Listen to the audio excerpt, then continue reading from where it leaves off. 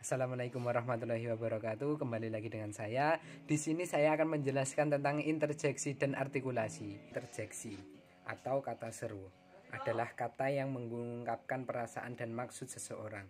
Misalnya kata ah dan aduh pada suatu kalimat, atau melambangkan tiruan bunyi, misalnya seperti meong, jreng-jreng, dan lain-lain. Bentuk ini biasanya tak dapat diberi afiks dan tidak memiliki dukungan sintaksis dengan bentuk lain. Bismillahirrahmanirrahim. Pengertian artikula, jenis-jenis dan contohnya. Pengertian artikula adalah kata tugas yang berfungsi untuk membatasi makna nomina.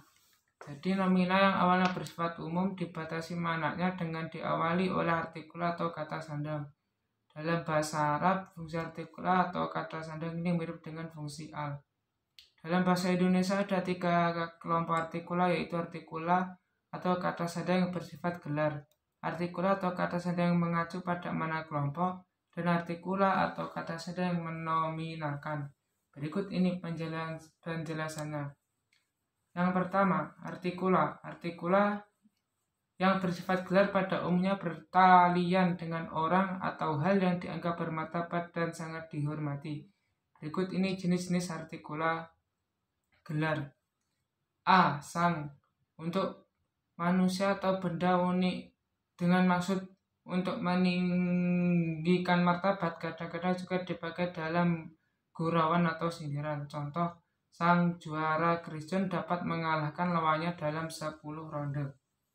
Yang B. Sri, untuk manusia memiliki martabat tinggi dalam keagamaan atau kerajaan. Contoh, baru saja Sri Paduka Raja datang dan disambut dengan meriah. Yang C. Hang, untuk laki-laki yang dihormati dan pemakaiannya terbatas pada nama tokoh dalam cerita sastra lama, misalnya Hang Tua. Contoh, Segara Hang Tua pergi merantau. Yang D. Dang, untuk wanita yang dihormati dan pemakaiannya terbatas pada nama tokoh dalam cerita lama. Contoh, Dang Merdu adalah tokoh terkenal dalam hikayat sastra Melayu. Yang kedua, artikula yang mengacu ke makna kelompok. Artikula yang mengacu ke makna kelompok atau makna kolektif adalah para. Karena artikula itu mengisyaratkan ketatunggalan, maka nomina yang diiringinya tidak dinyatakan dalam bentuk kata ulang. Jadi untuk menyatakan kelompok sebagai satu kesatuan, bentuk yang dipakai adalah bentuk para guru, bukannya para guru-guru. Ini bentuk taksa. Para dipakai untuk menegaskan bahwa kan kelompok bagi manusia memiliki kesamaan sifat tertentu khusus yang berkaitan dengan pekerjaan atau kedudukan atau kondisi. Dengan demikian dapat diketahui bentuk para ilmuwan, para guru, para petani, para hadirin.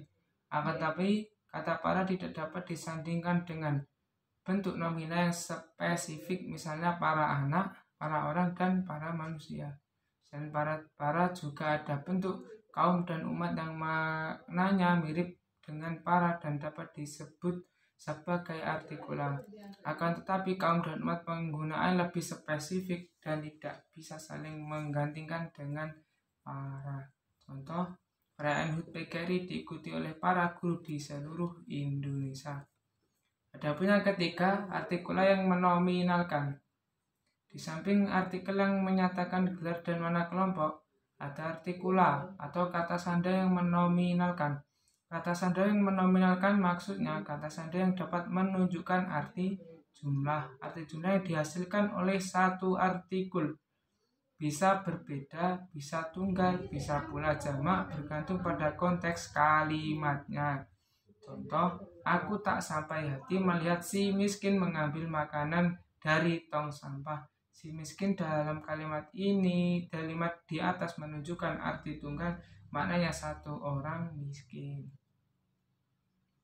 Artikulasi dipakai pada nama orang dan membentuk nomina dari adjektivitas atau verba. Dalam bahasa Indonesia formal, untuk mengirim promina dia berikut ini adalah contoh pemakaian dalam kalimat. Si Ahmad akan meminang si Halimah bulan ini. Berikut rangkuman mengenai arti kata sandang si. Di depan nama diri pada ragam akrab datu kerang hormat, contoh si Ali, si Tony, si Bedu. Sekian, terima kasih. Assalamualaikum warahmatullahi wabarakatuh.